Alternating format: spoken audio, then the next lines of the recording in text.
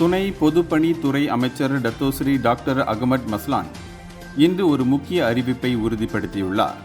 நாட்டின் 3 முக்கிய சட்டங்களான 1959 கூட்டரசு சாலைகள் சட்டம், 1987 சாலை போக்குவரத்து சட்டம் மற்றும் 1980 மலேசிய நெடுஞ்சாலை ஆணைய சட்டம் ஆகியவை அடுத்த ஆண்டு திருத்தப்படவுள்ளன. நாடு முழுவதும் மல்டிலேன் ஃப்ரீ ஃப்ளோ MLFF சுங்கச்சாவடி கட்டண வசூல் முறையை முழுமையாக செயல்படுத்த இந்த சட்ட திருத்தங்கள் அவசியமாகின்றன. குறிப்பாக தடைகள் இல்லாத நிலையில் சுங்கச்சாவடி கட்டணத்தை தவிர்ப்பதற்கான அமலாக்க விதிகளை உருவாக்க இந்த திருத்தங்கள் அவசியமாகும். அது மட்டுமின்றி இந்த இணக்கத்தை மலேசிய நெடுஞ்சாலை ஆணையம் நிர்வகிக்க வாய்ப்புள்ளது.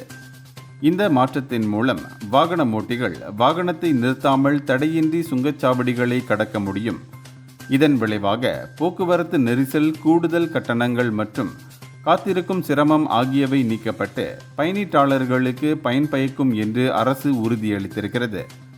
சட்ட ரீதியான மாற்றங்கள் மற்றும் தொடர்புடைய 33 சுங்கச் சலுகை நிறுவனங்களுடனான பேச்சுவார்த்தைகள் காரணமாகவே இந்த முறை அமலாக்கப்படுவதில் தாமதம் ஏற்பட்டது என்றும் MLFF முறை பயணீட்டாளர்களுக்கு கூடுதல் செலவை ஏற்படுத்தாது என்றும் அரசாங்கம் உறுதியளித்துள்ளது. இந்தியர்களின் இதய குரல் மக்களோசை.